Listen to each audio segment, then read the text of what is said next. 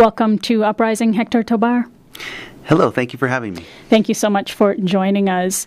So your book, The Barbarian Nurseries, features two characters, at least, of Mexican descent, two of the main characters, the main character being Araceli, this undocumented immigrant maid, and then Scott Torres, her American boss, who's half Mexican. Do these two characters represent the sort of polar examples of typical Mexicans in Southern California as well as the United States? Well, I think that part of what the book is about is these many different layers of Mexican and Latin American identity in the city of Los Angeles. I think there are millions of people who live in Southern California of Latin American descent. Some of them have a grandfather or a great-grandfather who's from Durango or from El Salvador, and some are themselves people who've left from those places. And so I'm very proud of the book. For one of the things I'm very proud of the book for is that it has all these different layers of Latino identity. It can mean so many different things to be a Latino person in Los Angeles these days. Your story spans both Orange County and Los Angeles, and I'm wondering why you set it in both places. Was it your intention to sort of contrast the two communities, the suburbs versus the cities? Well, yes. I mean, I think that the book is a tale of the social, the class and ethnic divisions in the metropolis.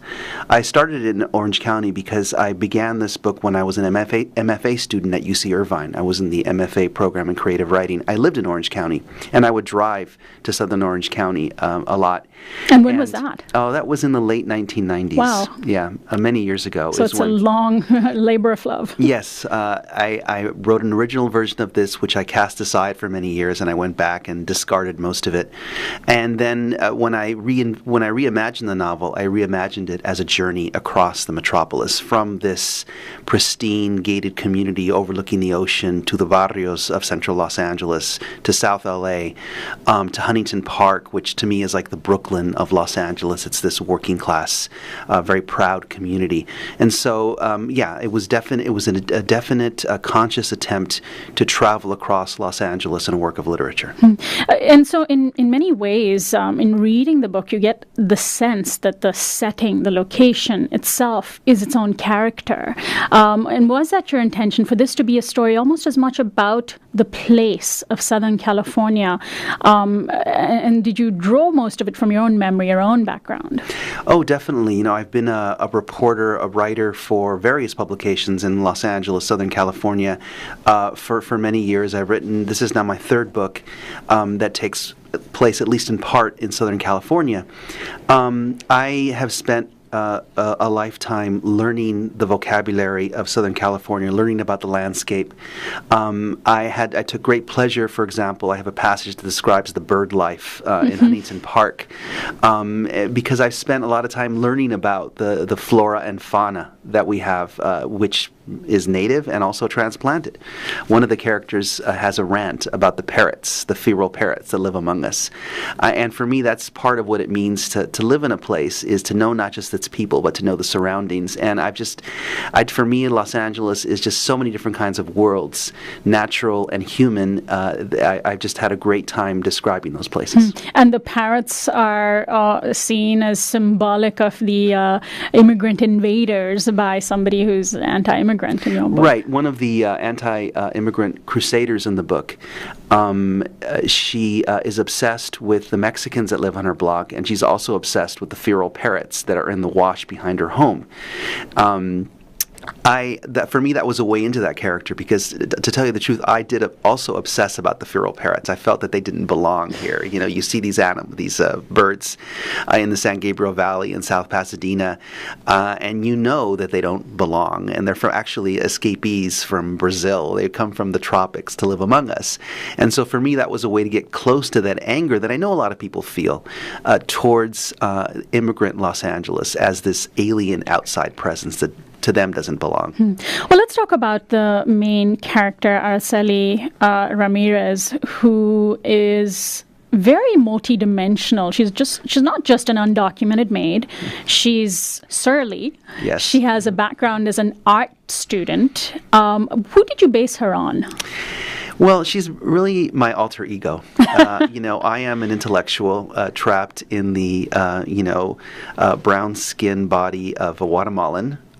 For many people, Guatemalan is synonymous with servant, with housekeeper, with domestic.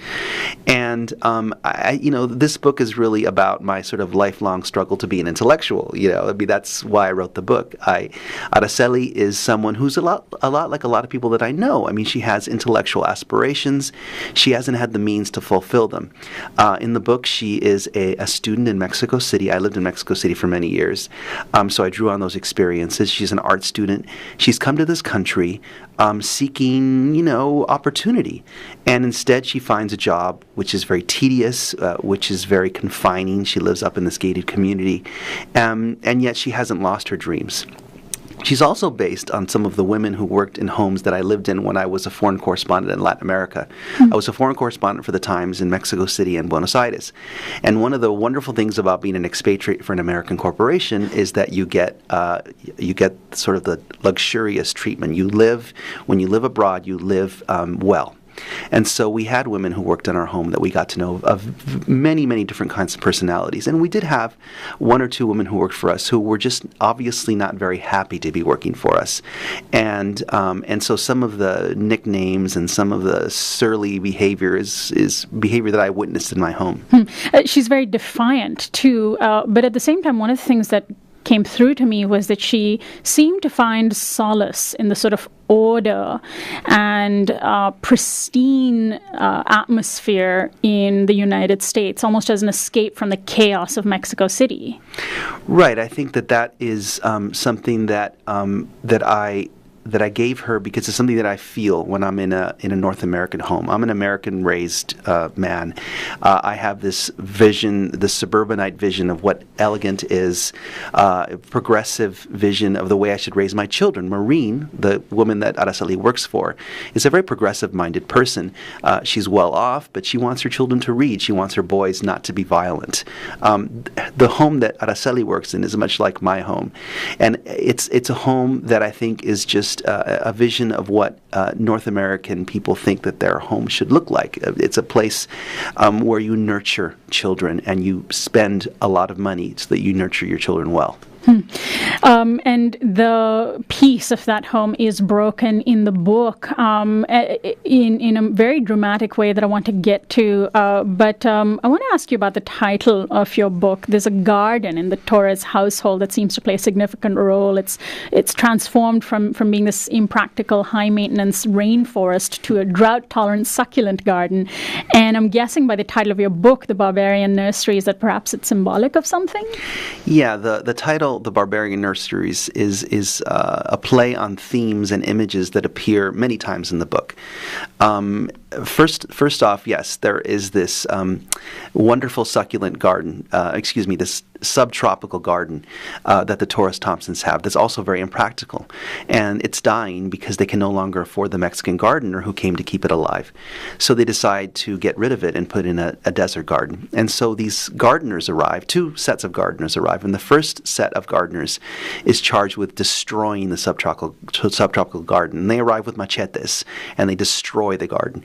And to me, that's the first barbarian nursery, because it's these gardeners who come from what a lot of American people think is an uncivilized place. There's this image of Mexico, especially now, today, as a place of barbarism, a place without civilization, of violence. And so they are the barbarian gardeners because they come from this country that a lot of Americans associate with lack of civilization. Now, later in the book, when Araceli becomes a figure of media hate, when she becomes the subject of hatred on talk radio, there's a right-wing commentator on television who makes a comment about the women who raise our children. He says, I don't understand how we American people, American families, can allow these women from this uncivilized country, this underdeveloped country, to raise our kids. It's the most important thing we have to do. How is it that we allow these women from this backward place to raise our children? And that is the other barbarian nursery, the place where we raise our children, where the women who are in charge of it are from this underdeveloped place, the barbarian creche, if you will. And so that's the other, that notion of nursery as a place where you grow plants and where you raise children is what the title refers to. My guest is Hector Tobar. He is a weekly columnist for the LA Times and author of The Barbarian Nurseries. It's his latest book. And I'm wondering, Hector, if you can read a section of your book for our listeners. Oh, it would be my great pleasure. It seemed impossible to Araceli that a family and a home could become something akin to an island surrounded by vast stretches of salt water, and that its young inhabitants and their innocent housekeeper might become castaways. The peninsulas that linked this island to a continent of annoying relatives and nosy neighbors had been quickly and definitively washed away. Araceli realized now that the daily solitude she felt in this home, the oppression of the droning appliances and the peopleless views from the picture window, was not hers alone. This American family, whose home she inhabited, had come to this hill above the ocean to live apart from the world. They are runaways like me. It was an obvious truth, but one Araceli had never fully pondered before. Among Mexicans, the peculiar coldness of the Norteamericanos was legendary because it came to infect the many paisanos who lived among them. One heard how individualism and the cult of work swallowed up the hours of the American day, their sunsets and their springtimes, causing their family gatherings, their friendships, and their old people to disappear. But it was quite another thing to be thrust directly into an American family's lonely drama, to find your Mexicana self a player in their game of secrets and silences, their separation from one another by long stretches of freeway, by time zones and airline hubs, and long-distance phone rates. Héctor Tobar reading from his book, The Barbarian Nurseries. So from this excerpt, this is the time when the maid Araceli finds herself alone in the house with the two boys of her employers having both run off after a fight, thinking the other was at home, in effect leaving the boys in her care. She doesn't very much even like to take care of children, but she finds herself in charge. I want to ask you about this position that Araceli finds herself in and how you track her path, her decision-making, if you will, into the streets of Los Angeles, from the safety of this home into the wide and frightening world of Los Angeles. Yes, she really doesn't like taking care of children. In fact, they give her nicknames like Madam Weirdness and Sergeant Araceli because she's so mean. But she's left alone with these two kids for a couple of days. Time passes, and the kids are very nervous. She has to sort of sleep next to them. The kids are hungry, and so she looks for the one place, where can I take these kids? As I read in that passage, they have no relatives that call on the phone all the time. Sort of a symbol of American suburbanism. Right, and of American individualism. And, this is a very, having lived in other countries, there's a lot of solitude in the United States. There's a lot of loneliness, and so she feels that.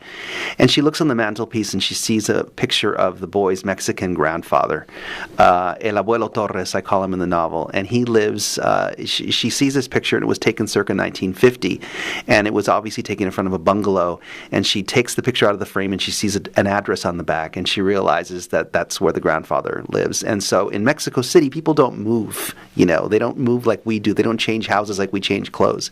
So she feels that there must be a relative there. And so she takes the boys to this address on the train, and they go to Union Station, and they have this journey from suburban Southern California to the heart of very old, almost 19th century feel to the center of Los Angeles.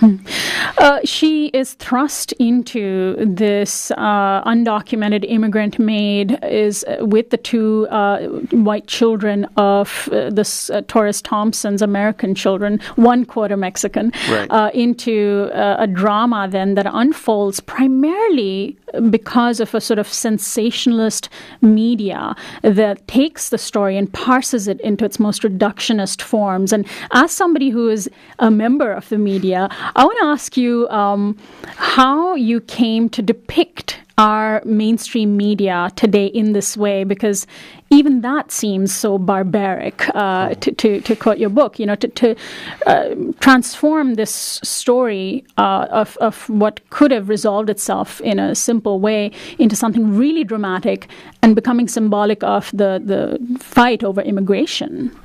Right. I think that I used to be a young police reporter at the Los Angeles Times, and a lot of the descriptions there of the media scrums at the different homes and the courtrooms are things that I lived.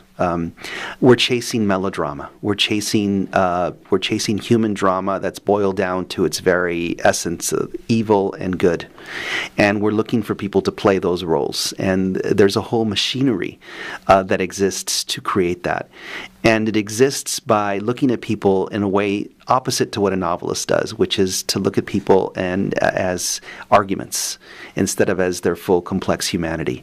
And so I think I had great fun describing this machinery circling these characters who I have had attempted to describe in their full humanity, and a situation that's a family situation, like many family situations, is complex, and yet it's reduced to good and evil. To even Maureen and Scott, who are the parents of the two boys, are wrapped up in this because they are judged as parents. They're the ones who left these two boys with their Mexican nanny, and so they inadvertently sort of fuel this citywide criticism against Araceli because it's a way of deflecting attention away from themselves. They're afraid of losing their two boys to the Department of Children's Services, which looms above them. So Araceli is painted as a kidnapper. Yes, Araceli is painted as a kidnapper. It happens by a series of accidents. In fact, one of the ironies is that the police officer who sets this off is himself a Mexican-American who arrives at the home. I describe him, and he sees Araceli's art on the walls inside of the room where she lives, and he doesn't understand art. I describe him as the very small percentage of Mexican-American people in Southern California who've never heard of Frida Kahlo. And so she has a Frida Kahlo that's very graphic, pasted to her wall, and he sees this and thinks that it's sick. It's a sick painting, and there's Araceli's own sort of self-portraits and everything, and he thinks it's the artifacts of a disturbed mind. And so he is the first one to think this might be a kidnapping, because even though he's Mexican-American, he's been reading all these stories about Mexico, and he thinks that maybe she took the boys into some crazy, drug-fueled kidnapping ring. He lets his imagination run away with him, and he's the one who begins to set off this media firestorm. Did you model the firestorm that results on, any number of stories that we see trickling in and out of our media that involve an undocumented person these days? Even the slightest mishap can be blown out of proportion. We'll hear stories of immigrant nannies, or of course we have the less dramatic stories of the workplace raids where there's faceless undocumented people being rounded up, but somehow they don't strike the imagination as much. Did you model this media firestorm on past stories at all? No, I didn't really model it on any particular case involving immigrants, although there are some that are alluded to, and those are actually cases that happened almost 15, 20 years ago when I first had the idea for the novel and wrote down some ideas. But no, it's based and mostly on my very sort of reluctant viewing of cable television. I don't really have cable in my house myself, but I've seen enough to get a sense of the general way it works. And of course, all the way up to Casey Anthony, the Casey Anthony case, it's something where it is just a whole industry. It's a way of looking at people and telling stories that is, a huge. It just makes a lot of money for a lot of people. I'm wondering if you can discuss a little bit about the two sort of forces that then become very engaged around this story, which is the anti-immigrant community here in Southern California, maybe particularly strong in Orange County, and then the tide of pro-immigrant forces, many, of course, the Latino community themselves, undocumented students. These are the two opposing forces that play a pretty significant role, particularly later in your book. And was that sort of intended to be a snapshot of today's political landscape on immigration? Oh, yes, definitely. I think that I think that those people are also just there are additional perspectives and points of view in a novel that has dozens and dozens of points of view. And really for me, what's interesting about those people and those institutions is the way they see Araceli. Because Araceli is in the beginning of the novel, she's seen in many different ways by the people she comes in contact with. She's an object of desire. She's an object of pity. A lot of people see her and think, oh, this poor woman, look, she's so big, she must have children, that she's left behind. And so then as the novel progresses, there are more and more people who sort of see her, and they all have their own take on her because she's so difficult to understand. And then finally she becomes the object of sympathy. She's a symbol of this, immigrant population that's been wronged, and people take up her cause, and she becomes a cause celeb, even though she doesn't really feel comfortable in that role. And then, of course, there are people who see her as representing illegality. Of course, she crossed the border illegally, and so she is a criminal. And there are people who think about undocumented immigrants in this way. And so she is sort of an object of scorn. And so for me, it's those two political ways of looking at Araceli are in addition to all these different ways that we have of thinking about people who come from Latin America. The legal system, as you depict in your book, is also an interesting one, and Araceli contrasts the American legal system to the Mexican one in an interesting way. On the one hand, it's more civilized, perhaps, but on the other hand, it also offers pretty poor choices for somebody in her position who's vulnerable. Right. She is at first arrested, and she's sort of surprised by the way she's treated. She's exposed to some of the better aspects of the American criminal justice system. She's treated, she's read her rights. She's treated with some respect. Her version of the story is actually given some weight at first. And so she sort of comes to appreciate that this is a country of laws. And she's not expected to bribe anybody. Right, and she's not expected to bribe her way out of it, etc. Yeah. Which does happen here, but not to an extent as it does perhaps in Mexico. No, right, it doesn't. In Mexico City, where I lived, if your car is stolen, you have to pay the police to try to look for it. Sure. I can relate, being from India. Yes. Okay. And so that's the way it works in our countries. And so she comes to it really, if you look at it, there's a certain beauty to the American legal system because the ideas that it's based on. It's based on these ideas of equality before the law, etc. And Araceli appreciates that. She has a public defender who gives her a little speech on what her rights are and what she can do and how the system works, and she really, really likes that. At the same time, she can see just from her own experience of being in the system how exhausted the criminal justice system is, that the courts are too crowded, the jails are crowded. And so she is a witness to the disorder of the system. Here is something, that people are sort of forced to take plea bargains, for example, because there's so many cases. So she's forced to decide that she can go free if she tells a lie. Because if she tells a lie and says that she's guilty of something, then they'll reduce her sentence and let her go. We'll actually deport her directly to Mexico. Or she can decide to fight the case and say she's innocent, which is the truth, and face the consequences that she might actually spend time in jail if she loses the case. Mm-hmm. And so to her, this doesn't make sense. How can this country, based on the rule of law, present her with such horrible and illogical choices? She doesn't understand that. I'm speaking with Hector Tobar about his book, The Barbarian Nurseries. He is a weekly columnist for the LA Times, and he's got a number of events taking place on Sunday at West Hollywood Book Fair. He'll be there on next Tuesday. He'll be at Skylight Books at 7 p.m. in Los Feliz, and on Wednesday at Vroman's in Pasadena at 7 p.m. You can find out more details about these book events at HectorTobar.com, HectorTobar.com. Let's talk a little bit about the children in your book. These two young boys, Brandon and Keenan, they're the sons of the Torres-Thompsons that Araceli effectively ends up caring for, even though she wasn't hired as a nanny.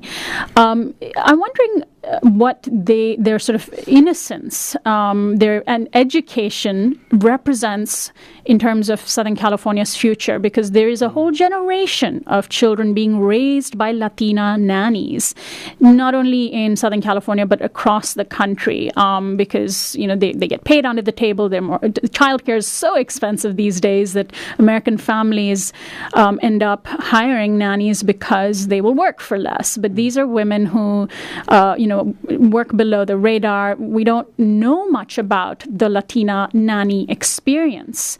And at the same time, we wonder, are they going to be influencing this new generation of Americans in a way that may bring more empathy toward the immigrant population? Well, yes, that's exactly what happens to Brandon and Keenan by accident in my novel, is that they end up seeing this Latin American city that exists in the metropolis that they call home.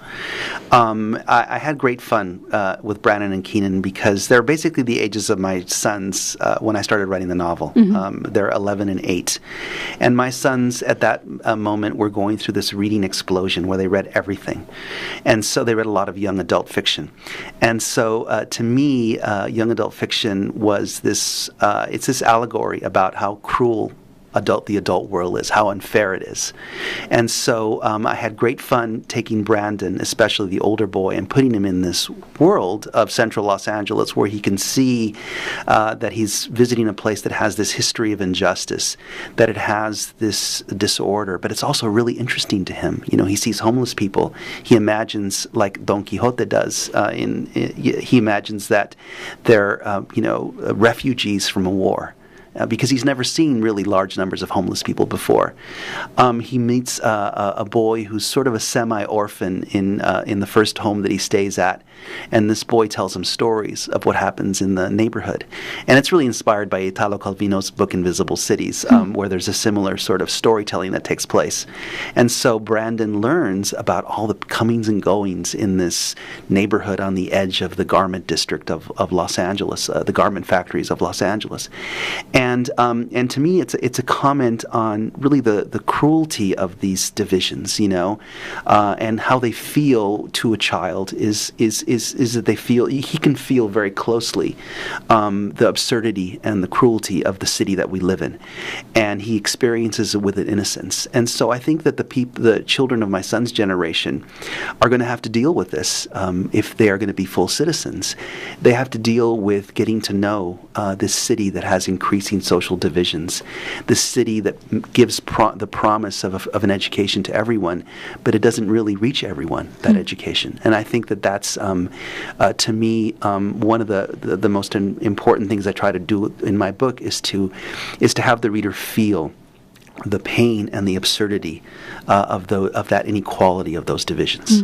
Well, on that issue then, there isn't enough English language literature that depicts the Latino experience in the United States, and your book certainly goes a long way towards bringing that into the mainstream American consciousness. And you're, in a generation of writers who is doing more and more and more of that.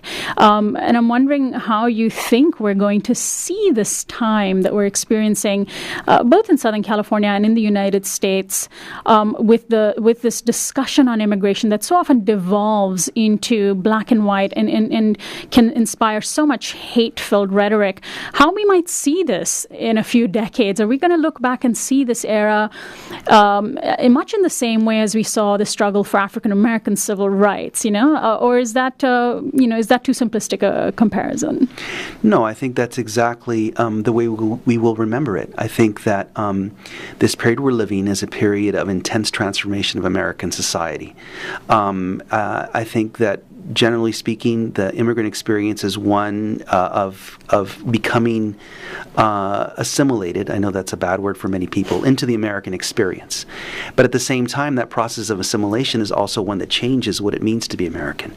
So I think that especially these vast waves of immigration that we have from all over the world, really, from East Asia and South Asia, from Latin America, especially, that those are transforming American society, and that it's also leaving a certain wound in America, much in the same way that the African American experience was a deep wound and remains one in the United States. That this is another wound that we have to deal with. We've brought people to work who come from very poor places, oftentimes, who have a legacy of struggling with that poverty, at the same time who deal with an increasing inequality and lack of opportunity in our country. At the same time, in that struggle to become part of the society, beautiful things happen. We produce thinkers, we produce great artists. We produce this whole awakening. I believe sort of that I believe that I'm going to witness, that we are going to witness this renaissance akin to the Harlem Renaissance, where this influx of people from tropical places is going to change what it means to be an American. On that note, Héctor Tobar, I want to thank you so much for joining us today. Best of luck with your book. Oh, thank you so much. Thank you.